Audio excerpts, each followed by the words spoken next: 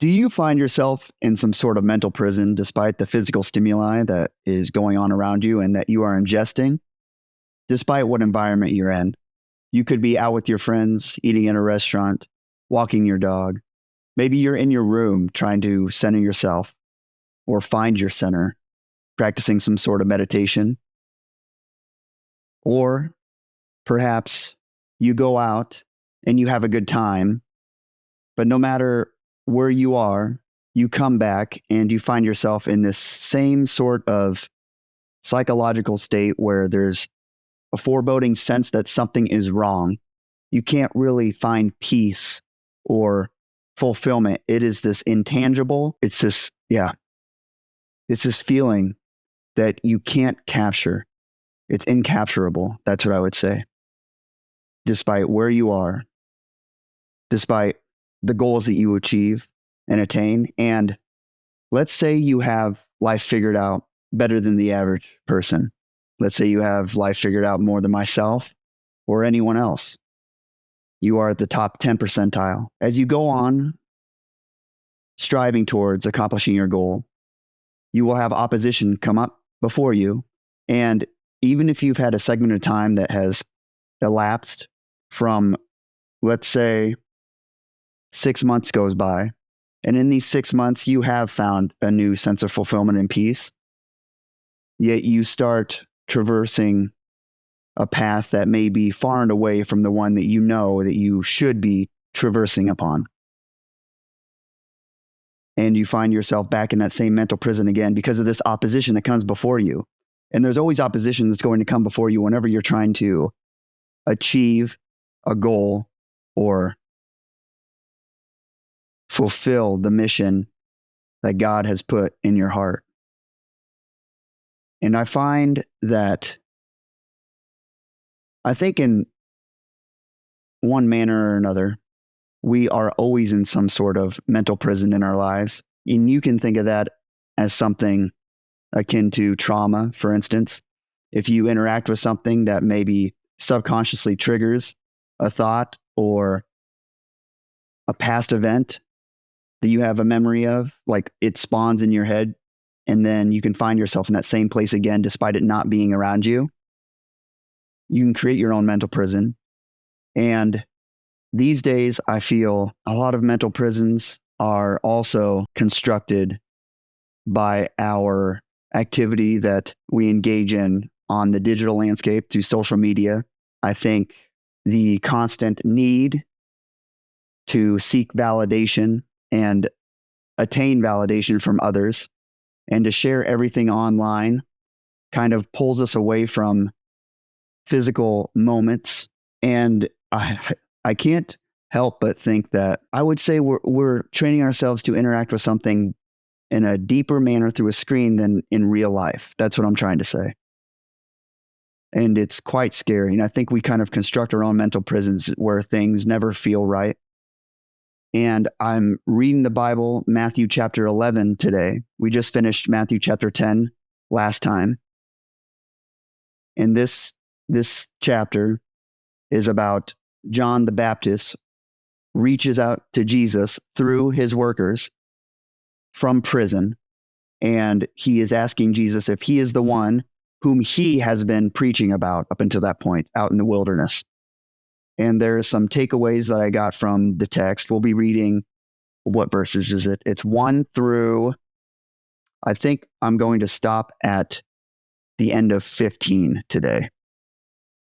Because even though 16 through 18 kind of ends the actual section, just those 3 verses, or no, 16 through 19, just those 4 verses I have a ton of notes on. Kind of went off the deep end on those. But in this section here, we have John the Baptist reaching out to Jesus through his disciples, and he's asking him, hey, are you the one who is to come? Are you the one who I've been prophesying to everyone about? And Jesus responds to him, and it's a beautiful, beautiful interaction, and it's some beautiful dialogue. And it's so wild when you read the Bible or any philosophical text. And I don't want to just say that the Bible is just some text, because it's obviously holy and divine. But if you read some text and I also want to say that God can speak through anything at the same time. So even if some text is in the Bible, he can teach you lessons through it, despite it not being the Bible. Just like God can speak through people. You also have to remember that pastors are just people. So mainstream Christianity is okay with learning lessons through a pastor that they deem as being qualified to teach them. And yet some will go up in arms about somebody retrieving a lesson from either something that happened in their life or from a book that they don't deem as being holy, whatever that means to them. So as I was reading this, what I really find is amazing about the Bible is I was reading this chapter, and in the first few verses, I missed something about it, and God spoke to me through what I missed. And it's another representation of how God will bring you something when you need to hear it, and he won't bring you something when you're not ready to actually learn the lesson from whatever subject matter he's presenting before you. And I'll show you what I mean right when I read this, and you'll see that it's so wild that you can gain lessons from the Bible that may not even be directly about what it is speaking, or what would be obviously perceived as the core subject of the verses.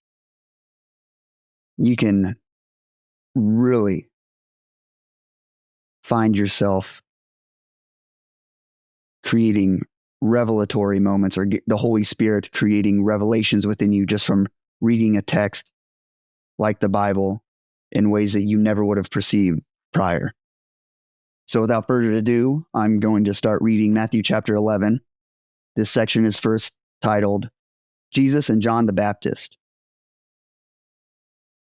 So verse 1, it says, "After Jesus had finished instructing his 12 disciples, he went on from there to teach and preach in the town of Galilee. When John, who was in prison, heard about the deeds of the Messiah, he sent his disciples to ask him, 'Are you the one who is to come, or should we expect someone else?' Jesus replied, 'Go back and report to John what you hear and see. The blind receive sight, the lame walk, those who have leprosy are cleansed, the deaf hear, the dead are raised, and the good news is proclaimed to the poor. Blessed is anyone who does not stumble on account of me.' As John's disciples were leaving, Jesus began to speak to the crowd about John. 'What did you go out into the wilderness to see? A reed swayed by the wind? If not, what did you go out to see? A man dressed in fine clothes? No. Those who wear fine clothes are in kings' palaces. Then what did you go out to see? A prophet? Yes, I tell you, and more than a prophet. This is the one about whom it is written, 'I will send my messenger ahead of you, who will prepare your way before you.' Truly I tell you, among those born of women, there has not risen anyone greater than John the Baptist. Yet whoever is least in the kingdom of heaven is greater than he. From the days of John the Baptist until now, the kingdom of heaven has been subjected to violence, and violent people have been raiding it. For all the prophets and the law prophesied until John, and if you are willing to accept it, he is the Elijah who was to come. Whoever has ears, let them hear." I'll go ahead and read verses 16 through 19, but I'm not going to cover them probably today because I'll just dive into a rabbit hole. So verse 16 says, "To what can I compare this generation? They are like children sitting in the marketplaces and calling out to others, 'We played the pipe for you, and you did not dance. We sang a dirge, and you did not mourn. For John came neither eating nor drinking, and they say he has a demon. The Son of Man came eating and drinking, and they say, here is a glutton and a drunkard, a friend of tax collectors and sinners. But wisdom is proved right by her deeds." So that's where I'll end.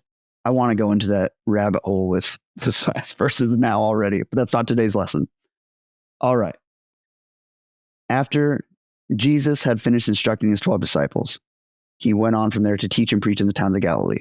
When John, who was in prison, heard about the deeds of the Messiah, he sent his disciples to ask him, "Are you the one who is to come, or should we expect someone else?" So I have here that the lesson that I learned from this, that I wouldn't say this is the core subject that someone would really attain from this after they read it. This is just like personal to me, but I want to share it with you.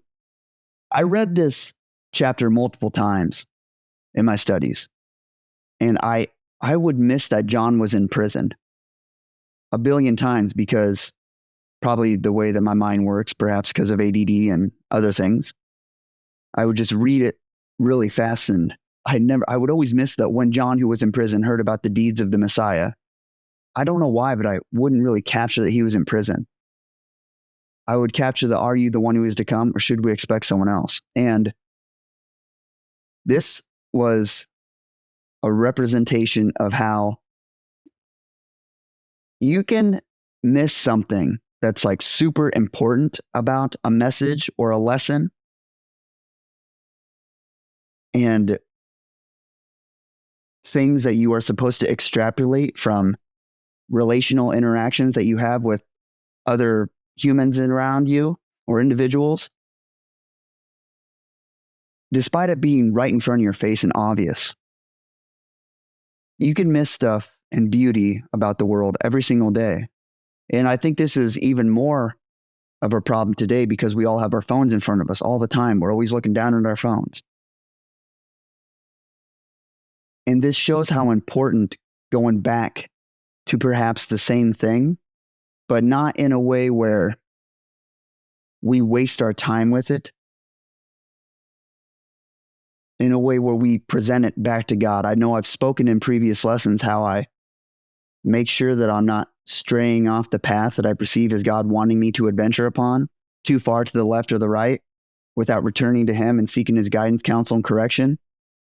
I ensure that doesn't happen through continually presenting things to Him, lowering myself and presenting like that, presenting it to Him and asking, "Please reveal what you want me to learn from this subject matter. What do you want me to retain from this, to give to your people? How do you want me to use this to further your kingdom?" So when I read the beginning of this chapter, I would miss that little section of John being in prison. And as I was reading notes about this section through different various documents, I would read things about this prison that was called Machaerus, which is in Palestine at the time. It was on this border, and that's a prison that John was in. I was like, why is it talking about this? And I missed that John was in prison. And I thought that was so wild. I read it like 5 or 6 times. And I was like, oh, there it is. And yet, when I finally figured out that he was in prison, it was during a time when I was getting lessons from other things that I was being exposed to in life, and it all just kind of clicked together. Whereas if I would have found out he was in prison maybe the first time that I read it, I probably wouldn't have attained the beautiful lesson that I actually was able to construct with the help of God, based on the other things that have happened in my life since reading it. Does that make sense? And you can miss so much if you don't, A, go back and revisit things. And I would say, actually, that shouldn't be A, that should be B. A should be present them to God, but you have to kind of revisit it in order to say, hey, God, no, I'm not incorrect, but when you ask God to say, search your heart for any iniquities or anything that you are missing that He wants you to see, He will present something to you. And your focus could be so drawn towards something that is not for His intended purpose that you will lose out on something vital for your calling and purpose in life. Or maybe you haven't even gotten to the place where you know what your purpose and calling is. You could lose out on whatever the stepping stone is to get to that place, just from yourself not being focused and harboring the selflessness that you should to present it up to God and be open to being wrong. You're too prideful for that. Pride will destroy all progress. And it will keep you in those mental prisons where, despite everything you do, you don't think that you're progressing, or you come into contact with opposition, which you always will. You are creating opposition whenever you try to better yourself. I hope people understand this. And this is just coming to me now from the Holy Spirit. Whenever you try to correct your life or live it in a different trajectory, to produce a different trajectory, you want to go up, not down. You will be creating opposition by the friction that is manifested through changing your habits, trying to embody new philosophies that you should, trying to just do things that you're not used to. You will yourself create opposition because the old you, the you that likes being in that mental prison, the you that maybe doesn't like it, but is used to it. Because the only thing scarier than the monsters you know are the monsters you don't. You look out there into the deep black void of the unknown. When you go try something new, it's like, well, at least I know what the pain that I'm dealing with now feels like. At least I know what the loneliness I feel now, what that does to me. I don't know what's going to happen when I go out there into nothingness. And if you don't offer yourself up to God and be like, I need you to show me where I am not aligning my focus properly in order to get to that next step that brings me to the place where you want me to go, you'll stay in that mental prison forever. You'll create it yourself by trying to get to this better place. And then when you deal with this friction or opposition that you just created yourself because you're trying to get out of the bad habits, it's just like when somebody tries to quit alcohol. It doesn't feel good, right? It's a struggle. You are creating opposition yourself. So you have to prepare yourself like a warrior to know that, hey, the enemy is coming for me. I need to be steadfast and strong. There's going to be pain, uncomfortability. People are going to point at me. People are going to think, he probably can't do it, or she probably can't do it. And there's going to be opposition no matter what. There will be those that also encourage you, that God places in your life. Or sometimes our focus can be so corrupted that we don't even realize the people that come into our lives to help us are there to help us. That happens a lot.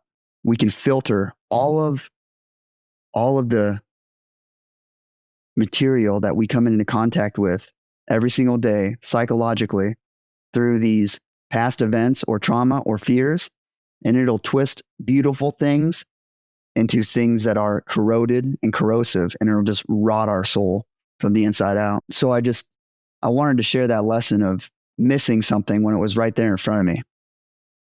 And another thing that I seen that I thought was absolutely amazing about this, John is reaching out to Jesus to ask him if he's the one whom he has been preaching about out in the wilderness. Okay. John the Baptist was not your typical preacher. He was out in the woods or the wilderness. He was eating grasshoppers, bugs. He was baptizing people as some sort of prophet, messenger, telling them about the one who is to come, who is Jesus, the Son of Man. And Jesus speaks on, this is the one whom in the Old Testament they were referring to. He says here, I will send my messenger ahead of you who will prepare your way before you. And so what I was thinking about that is John the Baptist is in prison.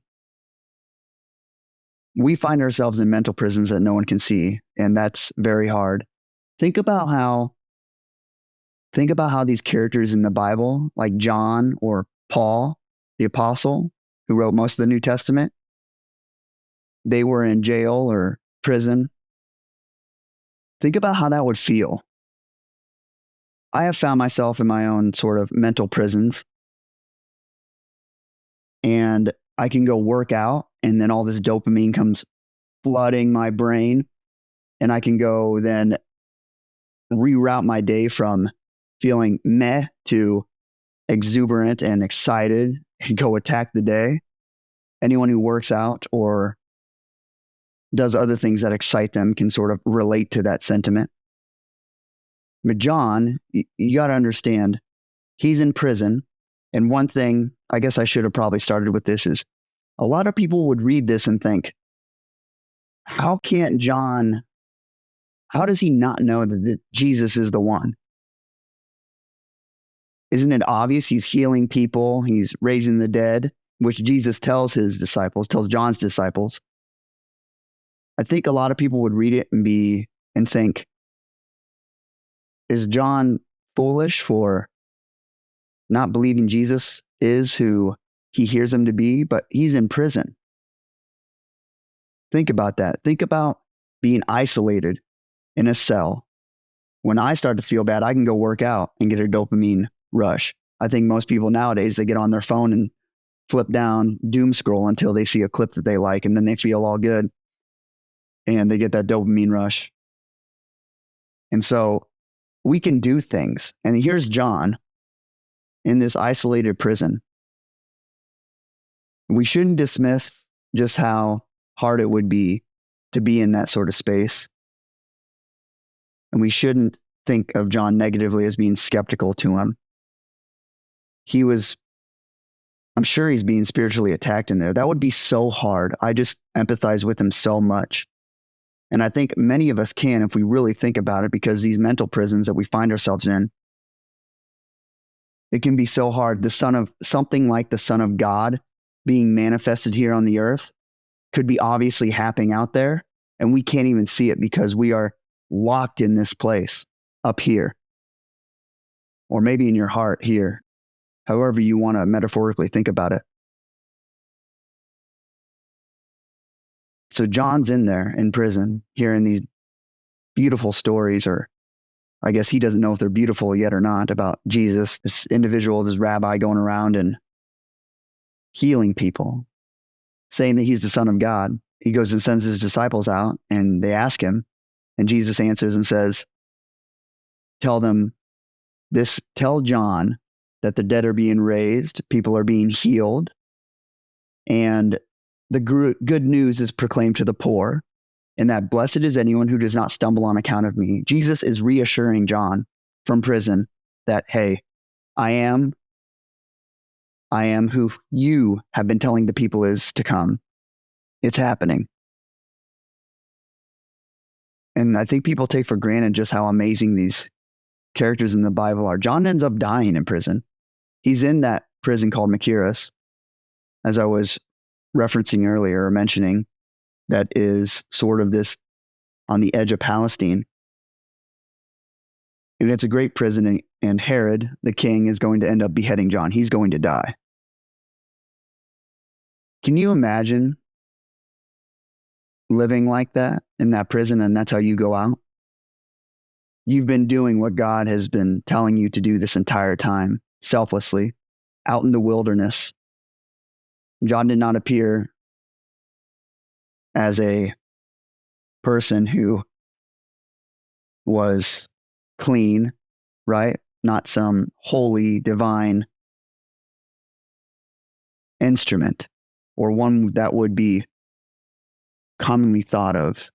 I guess the image that people would commonly think of as being a preacher nowadays was not John the Baptist. He's out in the wilderness, a wild man. There's a lot to be learned from that lesson as well. You know, he did everything he was supposed to do, and now he's going to be beheaded, yet he still holds faith. Everything that he was meant to do, he did. And Jesus does nothing but praise him. He says that no one, what does he say exactly? He states, truly I tell you, among those born of women, there has not risen anyone greater than John the Baptist, yet whoever is least in the kingdom of heaven is greater than he. He is complimenting John there greatly, and that That phrase among those born of women was a Jewish idiom back in the day, just saying one that was set apart. John's done everything he's done, and he's going to die. Now, he will die happy, and he'll go into a better place that is incomparably greater than where he has been, which is the earth. But I just think you should really stop and ask yourself, what has this character been through? And what can I extrapolate from that? What lessons can I learn from how these individuals are interacting with the subject matter that we read? And why do we look up to the people that we do today versus the characters that are in the Bible? And think about that. I love how John was just so selflessly serving. It'd be so hard to be sitting in there in prison. And then he ends up dying. This shows his level of depth and faith to still serve while being locked in a physical prison, because many of us are in mental prisons, but at least we have the ability to go out and do things to make ourselves feel better. You see here, John's disciples were a sort of opposition as well. And I know this sounds kind of weird, but John is questioning Jesus, okay?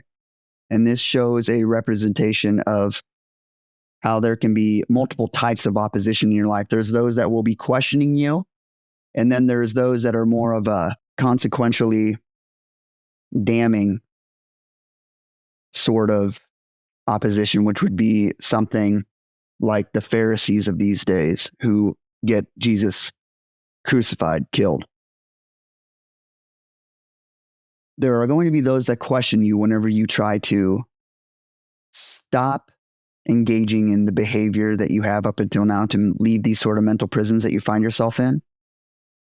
And there will be different gradients to it. Now, you must be careful to not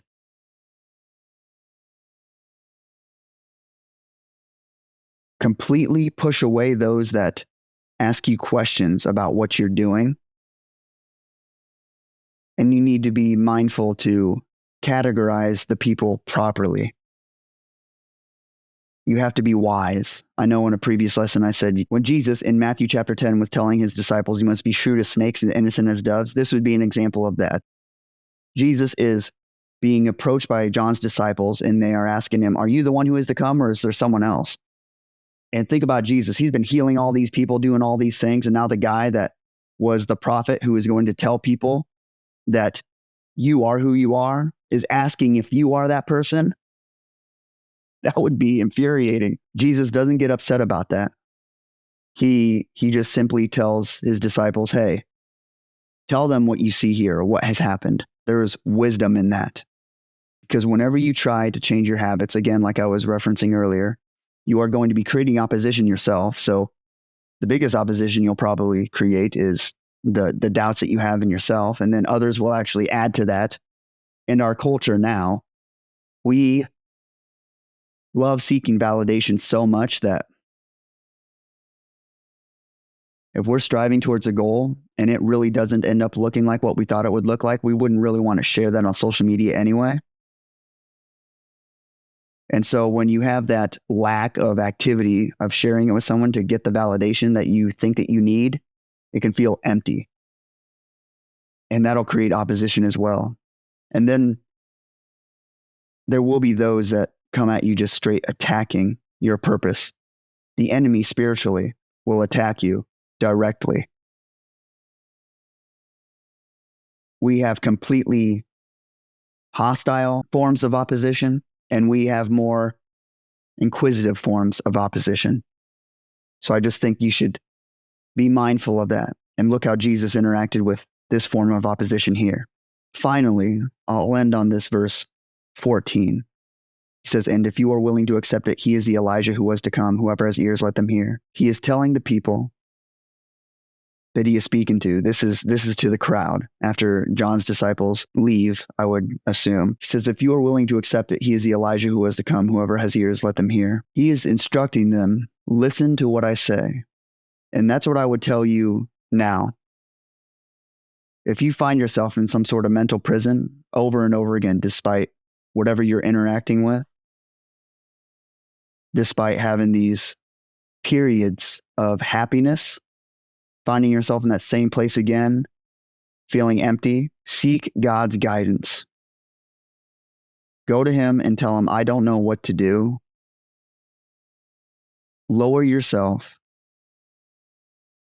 Ask him to reveal the iniquities in your heart and show you a way out, and to pull the wool from your eyes in whatever way that you are covering them.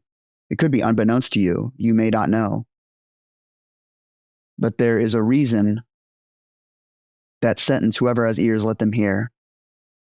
Let them hear. You need to be willing to hear, and you need to lower yourself enough to hear from God. Sometimes we have our head in the clouds, or our head, I guess how I think of it is, nowadays, we care about other people's opinions more than we do God's in a lot of ways. I really believe that. We like appearing that we are great servants of God more than actually being great servants of God.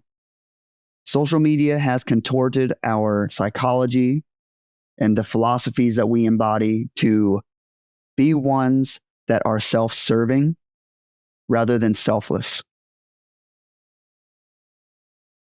So when you have things that come into your life and they bring you down, we look to the phone or the digital landscape for answers when we should be seeking God. And I'm not saying that God can't speak through social media. As I said in the beginning of this lesson, he can 100%. But you need to be mindful of the opposition that comes before you when you interact in that realm, when you are traversing that landscape. Think about what it is doing to you. Account for the trajectory that you find yourselves going in. I swear, more times than not, the lessons that I have learned from God have been, this is just personally, this may not be how it is for everybody, but I've learned some of the biggest lessons by myself with God, especially now, recently. When I shut off everything, and I have a hard time shutting everything off, and I mean in my head, I have a really hard time shutting everything off. But it's during those times when it's just me and God, I can hear from him in ways that I wouldn't or couldn't if I had a bunch of this other noise in my head. And I have to trust him, trust that he has given you the tool to get out of whatever prison you find yourself in, whether physical, emotional, psychological, whatever it is. That tool is faith. It really is.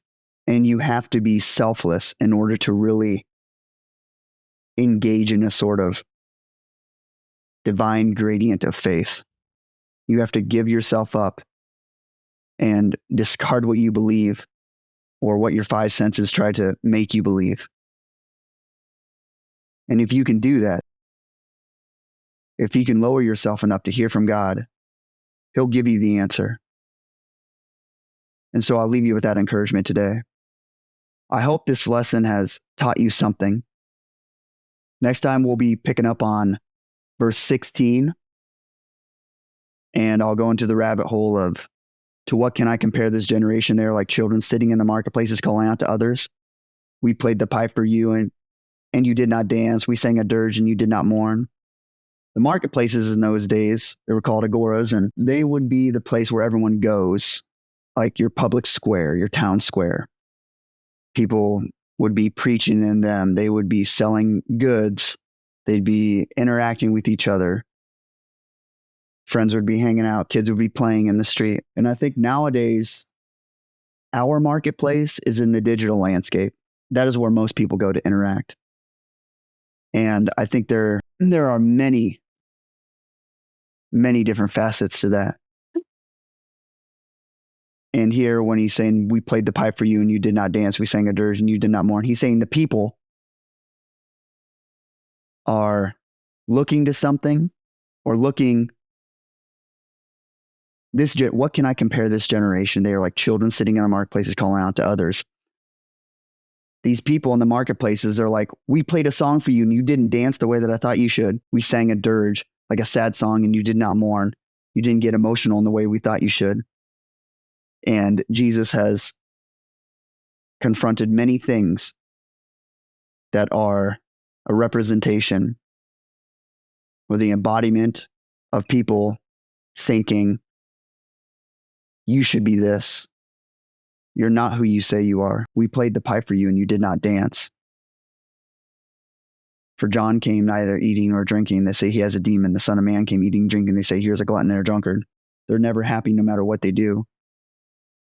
And I think social media is now our marketplace. And there's so much going on today that causes people to twist and transform what they see. And if it doesn't fit into what we commonly think as being acceptable or being similar to some sort of sequence of actions that would attain an amount of validation from others, then we discard it. We think it's garbage. And I will go into that next time. Otherwise, I'll just start going now. I'm very passionate about it. And if this current lesson that I spoke on today spoke to you, please let me know. Please leave a comment of anything I can be praying for you. And I thank you and I love you. And I'll see you next time.